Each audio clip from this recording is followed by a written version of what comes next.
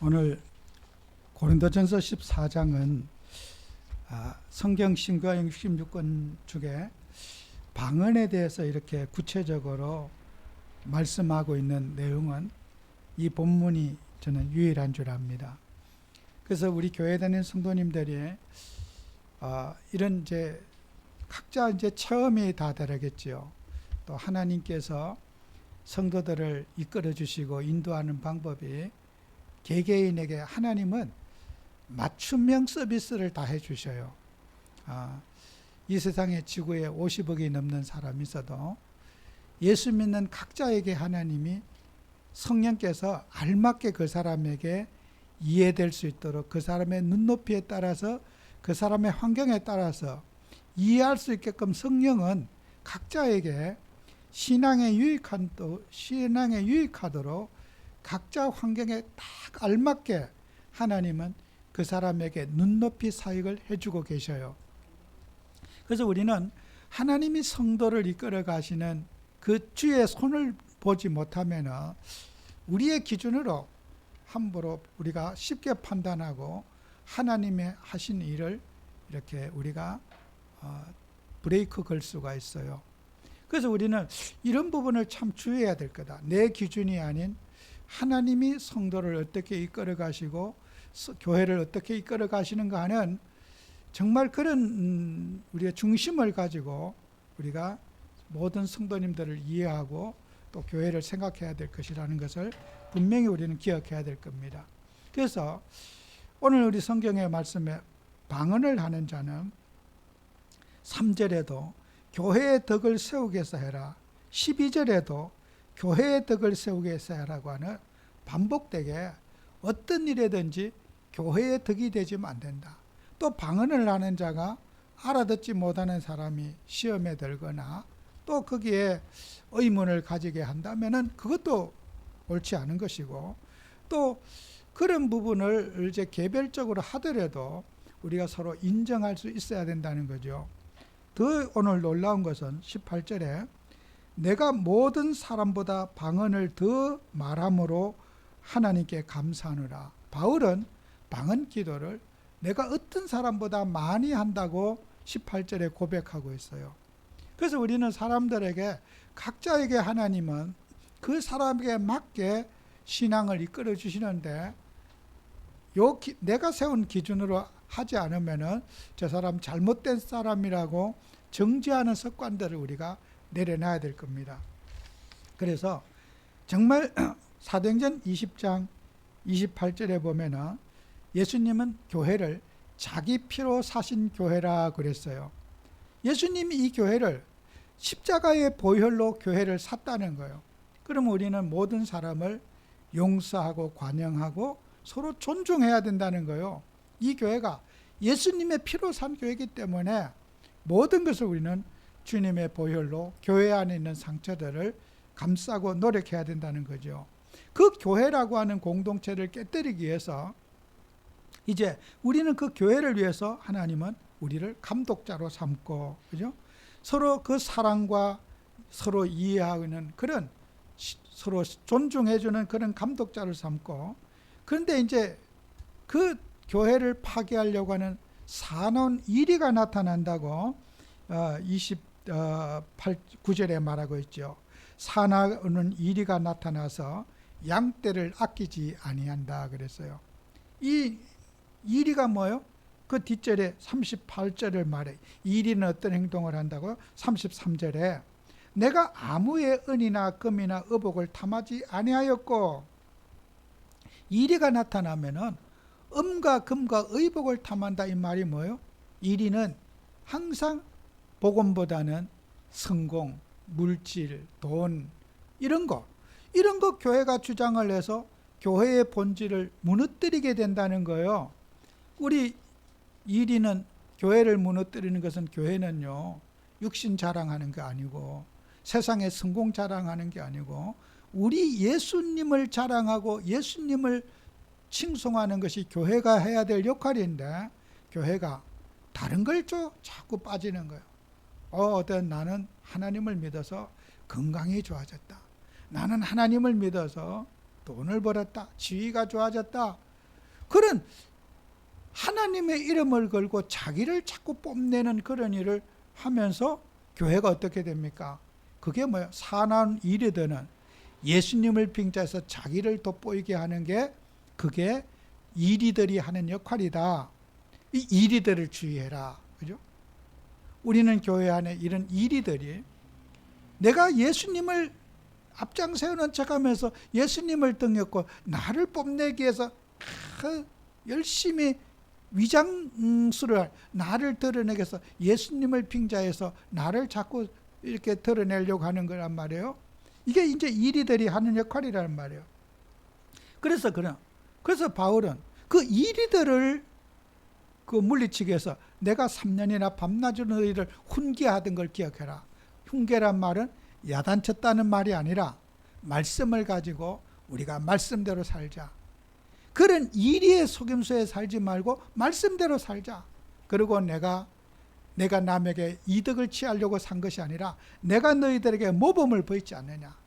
섬기고 내가 받들었던 걸 그것을 우리가 본받아야지 내가 이익을 취하거나 내가 누구에게 어떤 그런 피해를 준 것이 없도록 우리는 성도들에게 서로 상처를 주는 행위들을 하지 말자.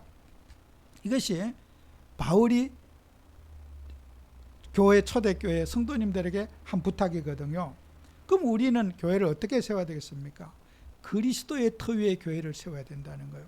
그러면은 지금 세상은 우리 고린도전서에서 계속 강조하는 게 뭐예요?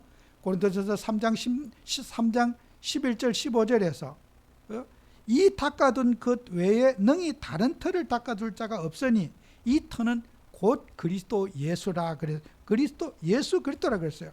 만일 누구든지 금이나 은이나 보석이나 나무나 풀이나 지부라 이 터 위에 세우면은 다른 교회를 세우는데 그런 물질이나 눈에 보이는 것으로 교회를 세우려고 한다면은 그 터는 다 불타서 없어지게 될 것이다.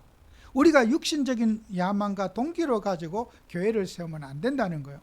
자, 우리가 하나님의 은사를 행하고 은혜를 누리는 것도 항상 우리 예수님께 덕이 되는지를 우리가 교회에 덕이 되는지를 살펴봐야 될 것이고 또 우리는 교회 생활하면서 많은 분들이 종교의 틀에다가 내 인격, 종교는 핵심은 뭐예요? 내 인격을 내세우는 거예요. 내가 바르게 살고 내가 모범을 끼쳐서 나보다는 내 인격 나는 이렇게 살았는데 왜 당신은 나처럼 살지 못하는 자기가 기준인 게 종교가 아니에요. 종교는 내 인격이 기준이에요. 내 기준대로 살아라는 거예요. 내 기준대로 사는 것이 내가 살아온 내 체험대로 그것을 강조하는 거잖아요. 우리는 종교의 틀을 또 여러분이 떠도건져서 우리는 어디 복음의 터 위에 우리의 신앙을 세운다. 여러분 각자에게 주신 체험은요 다 다릅니다. 그래서 우리 하나님 자녀들은 영적인 체험을 누구나 하는데 영적인 체험의 다양성을 여러분이 이해를 해 주셔야 돼요. 그죠? 나와 같지 않으면 다 잘못된 겁니까? 야, 이렇게 체험받았는데 이렇게 믿어야 되는데 그건 내 기준이고 하나님은 아까도 서론에 얘기했지만 각자에게 하나님이 믿음을 주시는 방법이 다양하게 있습니다.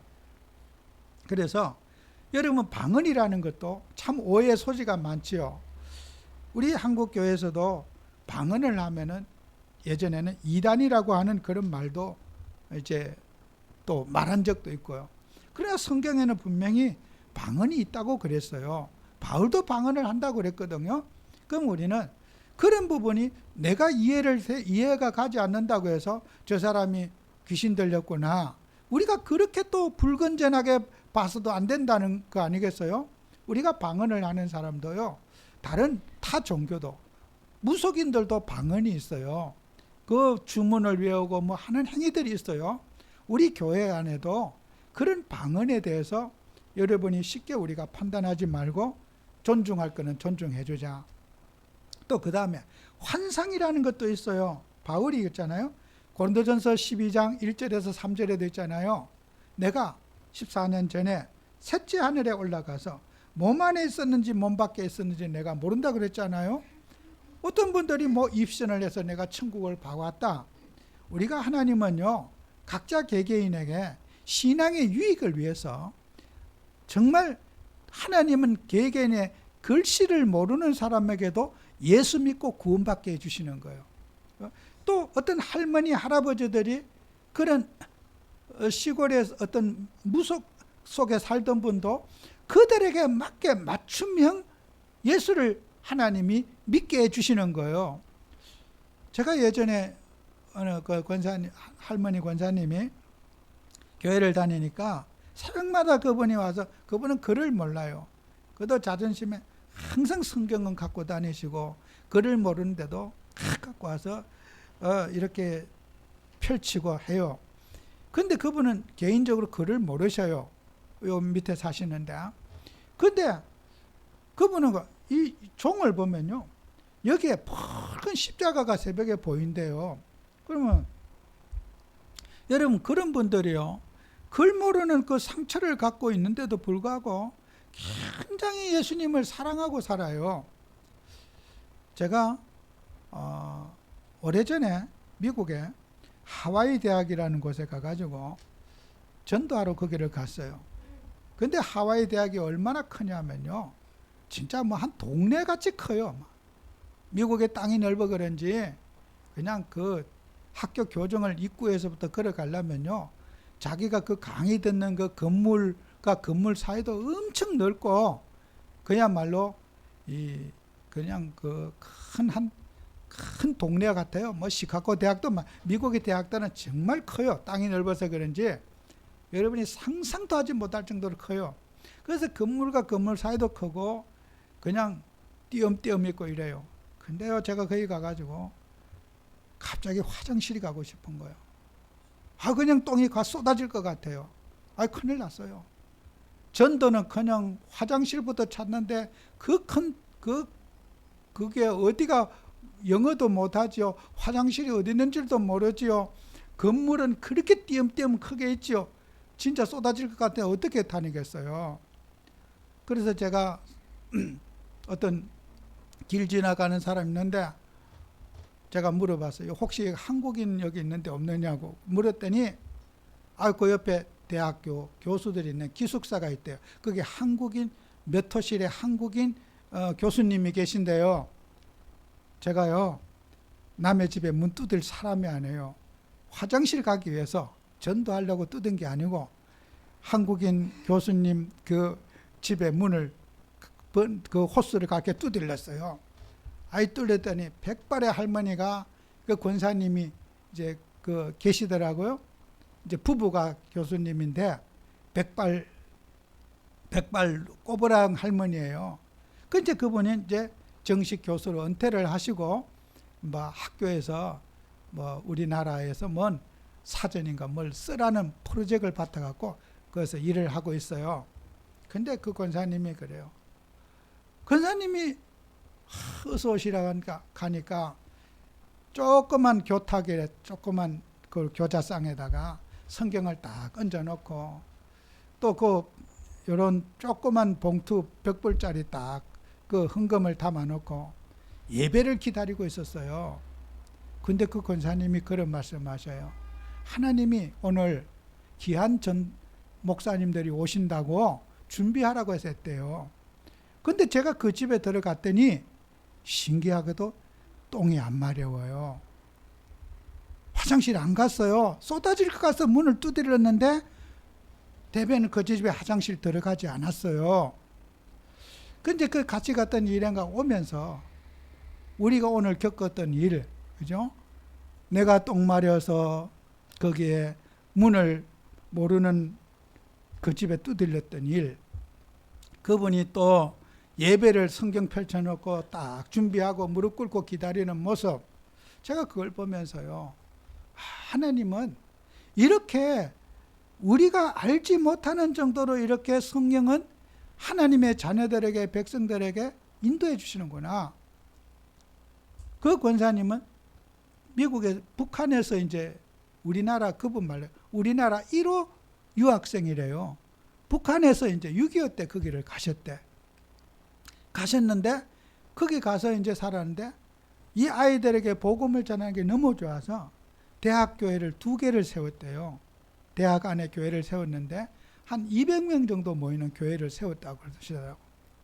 근데 그런 우리 권사님들이 평생 기도하면서 정말 그런 어렵고 6.25 전쟁이 나가지고 미국에 정말 그렇게 어떤 과정을 켜서 가가지고 신앙하면서 하나님은 그분에게 맞게 평생을 주님이 이끌어 주셨어요.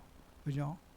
우리가 성도님들이 이 땅에 살아가면서 우리가 그 체험이라고 하는 거, 그죠? 하나님이 나와 함께 한다는 체험이 다양하게 일어나고 있다는 거예요.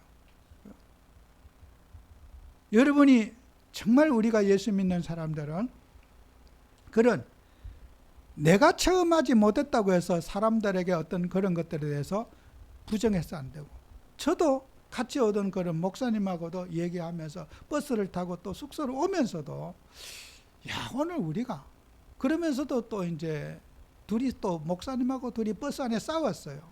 왜 싸우느냐? 그래서 이제 나는 이제 내가 그때 설교를 했는데 그 옆에 있던 목사님 아까 그때 설교 그거 틀렸다고 그러면서 그래요. 왜? 목사님은 꼭 무당식으로 딱 찝듯이 얘기했다는 거야. 그렇게 말투 그렇게 하시면 안 된다고 그래요. 나는 무슨 말인지도 잘 모르겠어요. 근데 둘이 이제 싸웠어. 그래 이제 다투고 이래 그래가지고 그 돈은 이제 그 집회를 인도하시는 그 간사에게 주고, 나는 내가 뭔 소리인지 모르겠어요. 나도 뭐 설교를 뭐 그분이 볼 때 뭐가 틀렸다는 거예요. 근데 어쨌든 간에 우리는 사람이 가진 그런 기준을 가지고 어떤 말씀도 그래요. 이거는 맞고 안 맞고 또 따져요. 근데 여러분이 말씀이 공감이 안 돼도 하나님이 주신 말씀이라고 믿는 것이 그게 신앙이에요. 설교자도 그래요. 내가 그 상황에 어떻게 설교했는지 나도 몰라. 어떻게 말했는지. 그런데 그게 내게 맞을 수도 있고 안 맞을 수도 있어요. 그죠? 하나님의 말씀은 여러분의 기분을 좋게 하는 말씀이 아니에요. 하나님은 하나님의 말씀을 하시지 여러분의 마음에 공감이 돼야지 이게 아멘이고, 공감 안 되면은 하나님 말씀이 아니냐? 그건 아니란 말이에요. 내게 공감이 안 돼도 말씀에 순종하는 삶을 살아야 돼요. 그죠? 그게 신앙이에요. 내가 이해가 안 돼도 이해 안 된다고 해서 하나님을 탓하지 말고 나를 여러분이 수정해야 되지, 내 기준에 맞게 말씀을 고치지 말고 하나님에게 우리가 순종하는 자세를 가져야지 여러분 신앙이 되어지는 거예요. 말씀을 전하는 저도 제가 설교를 왜 들어보면 왜 그렇게 했지? 저도 제가 이해가 안 갈 때가 많아요. 그래서 그 말씀을 오늘 실수했구나, 잘못했구나. 그런데 한 주간 살아보면서 그게 하나님이 이런 환경에 이런 삶 속에 하나님이 그걸 나에게 말씀을 주셨구나. 그럴 때 제가 말씀은 내가 한 것이 아니라 하나님이 전달해 주셨구나. 설교를 하는 저도 제가 말씀이 공감 안 될 때가 훨씬 많습니다. 또 반대로 오늘 설교가 참 좋았습니다, 뭐 옆에서 그런다. 그것도 은혜 받은 게 아니에요. 내가 공감이 되고 안 되고 중요해 아니라 말씀에 여러분을 붙잡고 기도하고 말씀을 따라 살아가는 응답 받으셔야 돼요. 말씀은 하나님이시거든요. 그러니까 우리가 그런 기본적인 신앙이 안 돼 보세요. 야, 왜 그 자리 가서 설교 그렇게 했느냐, 그 말을 그렇게 했느냐고. 근데 그 권사님은 굉장히 공감하고 제가 볼 때 뭐 불편해하는 건 저는 못 느꼈어요. 정말 우리는 복음 가진 우리가 어떤 그 말씀을 내 기준으로 판단하는 게 아니라 그 말씀을 우리가 받아들이고, 또 바울도 그러잖아요. 계시를 받잖아요. 사도행전 27장 24절에 23절에 되니까 내게 속한 바 곧 내가 섬기는 하나님의 사자가 어젯밤에 내 곁에 서서, 그렇게 하는 거예요. 바울에게도요, 그 하나님의 사자가 내게 나타나서, 여러분 눈에 하나님의 사자가 나타나서 바울의 체험을 부정할 수 있겠습니까? 전도자 바울에게 나타났던 그 하나님이 사건마다 문제마다 내게 함께 하셔서 나를 이끌어 가시는 그 하나님을 우리가 부정해서 안 되는 거예요. 하나님은 그 사람의 환경에 맞게 그를 위로하시고 그 풍랑 속에서 고통 속에 있는 바울에게 위로하는 방법이에요. 바울아, 두려워하지 말라. 내가 가이사 앞에 서야 할 것이라 그렇게 말하잖아요. 하나님은 각자에게 위로하는 방법이 환경을 통해서, 자식을 통해서, 여러분의 삶을 통해서 하나님의 위로가 각자에게 다양하게 일어나는 거예요. 하나님의 풍성한 위로가 여러분에게 있고 또 각자에게 맞게 하나님을 위로해 주실 거란 말이에요. 우리는 이것을 인정하는 믿음을 가져야 된다. 그 가짜야 잘못, 우리가 그렇게 하나님의 위로를 폄하해서는 안 된다는 거예요. 어떤 사람이 내가 이렇게 했기 때문에 하나님 나 이렇게 해서, 우리 아까도 설교를 잘못 들으면 교회에서는 돈 얘기, 성공 얘기하는 거 아니라 그랬어. 아니 성도님들이 내가 어떤 일에서 좀 뭐가 잘 됐어, 그 자랑을, 그런 걸 통해 하나님이 위로하실 때 인정해 줄 수 있어야 되잖아요. 아 그거 아니라고 그렇게 또 말할 필요도 없잖아요. 내가 하나님의 은혜로 이렇게 참 육신이 안정되고 잘 됐다고 하면은 박수 쳐줘야 될 거 아니에요? 그걸 꾸짖 끄꺼내려가지고 뭐 그게 아니라고 그리스도만 붙잡으라고 그렇게 또 우리가 사람들의 하나님의 위로하심을 깎아내릴 수도 안 된단 말이에요. 여러분, 하나님의 위로는요 정말 풍성하게 오늘도 일어나고 있어요. 그것을 우리가 인정해 주자. 그죠? 사람에게 어떤 칭찬을 들을 때도 얼마나 그거 위로가 됩니까? 그죠? 고난당하고 핍박받고 이런 사람에게 여러분 어떤 말 한마디가 얼마나 위로가 됩니까? 하나님은 사람을 통해서도 여러분 위로해 주시고 환경을 통해서도 위로해 주시고 여러분의 심령을 주님이 안식하도록 행복하도록 주님은 위로해 주는 방법들이 다 다양하게 있는 거예요. 이걸 우리는 교회가 인정하고 이해하는 그런 응답을 받아야 될 겁니다. 마지막으로 여러분이 꼭 기억해요. 여러분은 성령의 임도와 임재와 인도하심을 받자. 고린도전서 3장 16절은 참 중요한 본문인 것 같아요. 너희가 하나님의 성전임을 알지 못하느뇨. 그죠? 교회의 주인은 하나님이십니다. 하나님이 교회의 주인이고 여러분의 몸이 교회고 우리가 이 예배 드리는 공간이 교회예요. 여러분, 우리는요 교회의 덕을 세운다는 말을 꼭 여러분이 기억하셔야 돼요.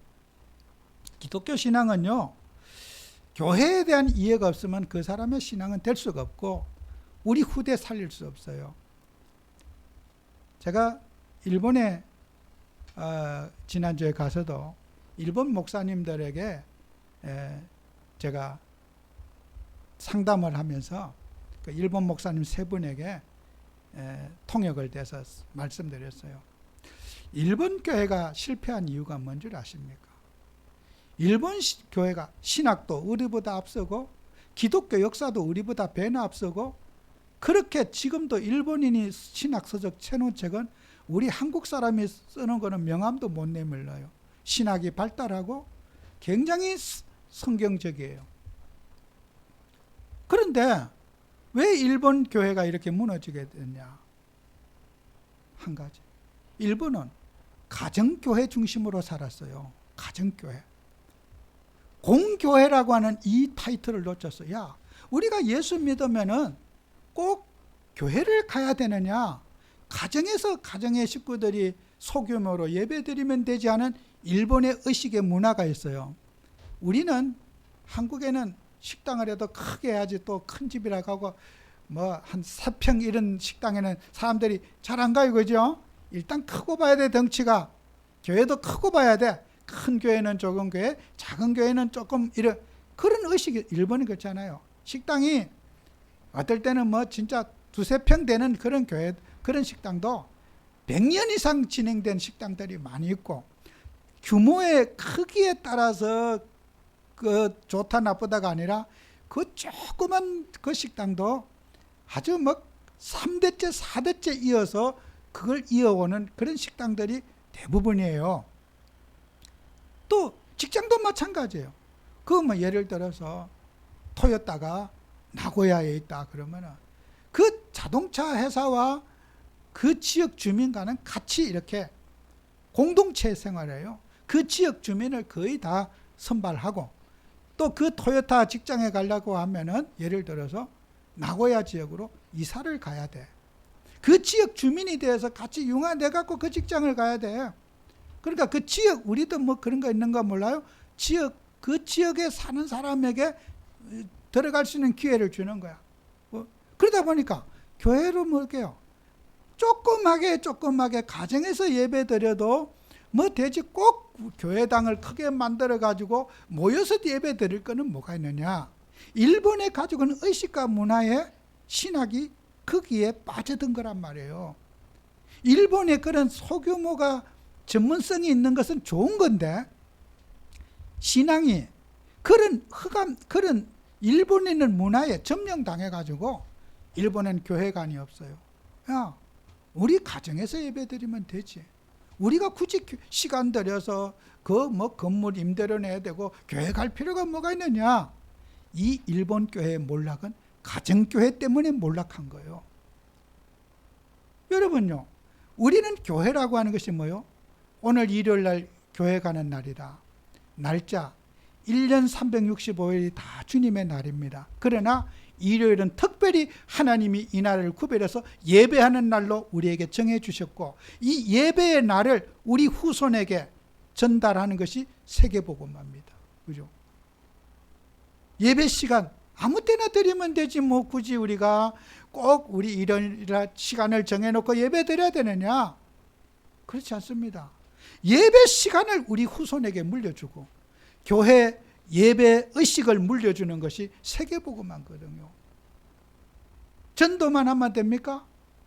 교회를 위해서 우리가 전도가 필요한 거지, 교회를 몰락시키면서 전도운동은 필요 없는 거예요. 어떤 분들은 뭐 핸드폰 하나로 설교만 들으면 됐지 하고 거의 교회 안 간다고 그러더라고요. 내가 이거 보면은 교회 안 가던, 뭐 그렇게 큰 소리, 교회인 얼마냐, 예배 인원이 한 500명 정도뿐이 안 된대요. 뭐 수천 명 되는 것처럼 보이죠. 그거 뭐 핸드폰 보고 교회 갈 이유가 없죠, 그죠? 그것은요, 결국 후손이 망하는 거예요.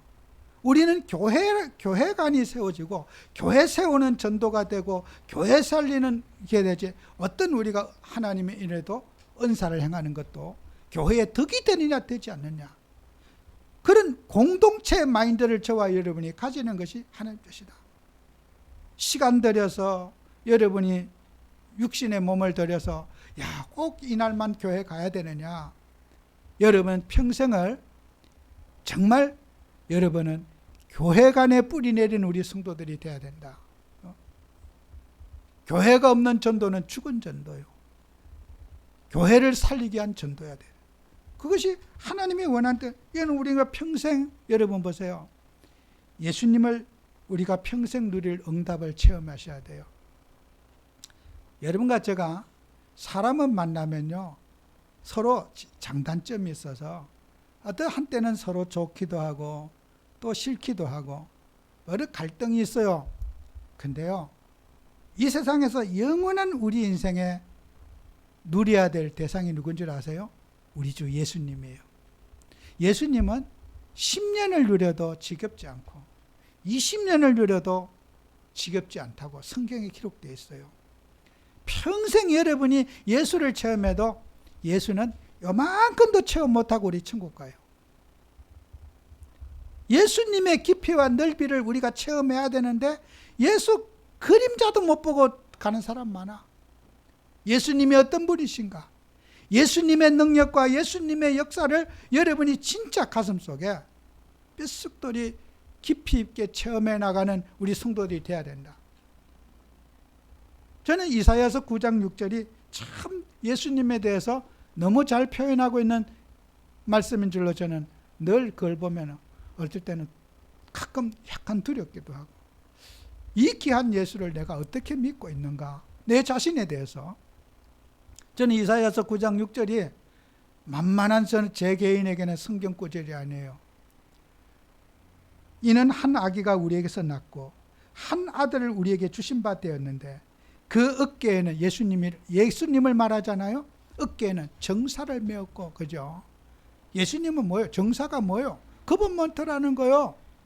모든 세상을 통치하시고 다스리고 관리하신 거예요. 이 세상에 50억이 넘는 인구가 있어도 주님은 그 모든 한 사람 한 사람을 개개인이 하나님이 맞춤형으로 일제히 다 관리하시고 통치하시고 역사와 온 우주를 주님의 손으로 이끌어 가시는 거예요. 정사를 어깨에 메었고 예수님은 우리의 영원한 통치자십니다. 이 세상을 지배하시고 관리하시는 전능하신 하나님이십니다. 주의 손이 미치지 않는 곳은 없습니다.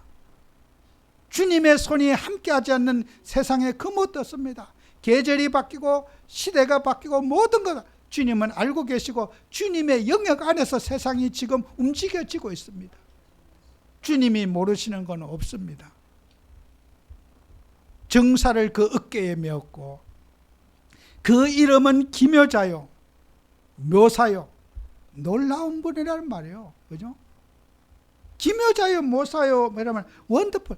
우리가 사람이 어떤 감동을 할 때 원더풀 이러잖아요. 경이로움을 표현할 때 원더풀 이러잖아요.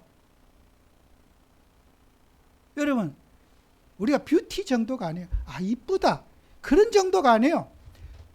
경이롭다는 거예요. 늘 감격하고 새롭고 경이로운 분 말이에요.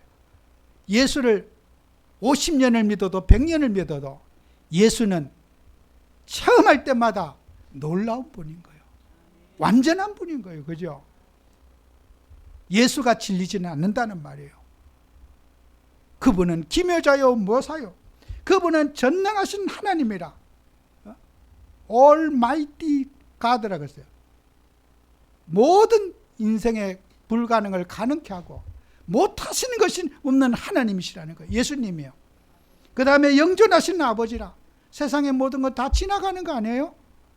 그런데 하나님은, 우리 예수님은 영원히 그리스도로 우리에게 존재하고 계시다는 거예요.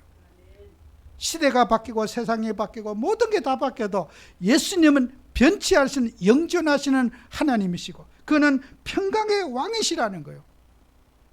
예수님은 우리에게 참 행복을 주시고 기쁨을 주시고 안식을 주시는 그리스도신 예수님이라는 거예요. 그래서 우리가 예수님을 체험해야 되겠다. 예수님을 정말 맛도 못 보고 예수에게 실망하지 말고, 여러분이 상처를 받은 것은 사람에게 상처받은 거지 우리 예수님이 상처 준 거 아닙니다. 여러분이 실망하는 것은 사람에게 실망하는 거지 예수님이 실망 주신 거 아니에요. 그러니까 우리가 회개해야 될 것은 예수를 잘못 믿은 게 회개해야 돼요. 예수를 깊이 체험하지 못한 것이 잘못이지 사람 쳐다본 게 그게 실수인 거예요. 주님은 우리에게 상처 주시는 분도 아니고 주님은 우리에게 낙심 주시는 분도 아니고 우리에게 주님은 영원한 위로자로서 요한복음 16장 7절 8절 했잖아요. 보혜사 성령이 우리의 영원한 카운셀러, 우리의 인생의 상담자, 나를 케어해 주시고 시간 분초마다 주님이 나와 함께 하셔서 나의 인생에 맞게 주님이 나와 함께 하셔서 나를 위로해 주시는 영원한 보혜사 성령이 저와 여러분에게 함께 하시는 거예요. 이거 우리 체험해야 돼요. 예수를 체험하고 성령을 체험하는 그런 신앙인이 진짜 신앙인이다. 정말 우리는 속지 말자. 다른 터 위에 세워서 은이나 금이나 풀 이런 거 육신적인 것으로 포장해서 살아가는 그들, 모든 이리들의 습성이 뭐예요? 이리들의 습성은 다 나중에 탐욕으로 인생이 망가지고, 예수는 온데간데 없고 나중에는 육신의 탐욕과 육신의 성공 야망만 계속 부각시키는 거예요. 그게 이리들이, 사나운 이리들이 교회를 몰락시키려고 갖가지 방법으로 예수 말고 다른 체험을 자꾸 시키는 거예요. 저와 여러분들은 예수로 충만해 주시고 예수로 승리하는 우리 교회가 되고 여러분이 되어야 될 줄로 믿습니다. 기도합니다. 주님, 오늘도 우리에게 예수님 한 분으로 만족하고 예수님으로 승리하는 한 주가 되기를 원합니다. 우리의 분처마다 우리와 함께 하셔서 우리를 위로하시고 우리의 모든 안고 일어섬을 아시는 주님, 성령으로 우리 성도들을 감화하셔서 정말 성령의 사람으로 하나님의 풍성한 위로와 은혜를 누리는 한 주가 되도록 축복해 주옵소서. 예수님 이름으로 기도합니다. 아멘.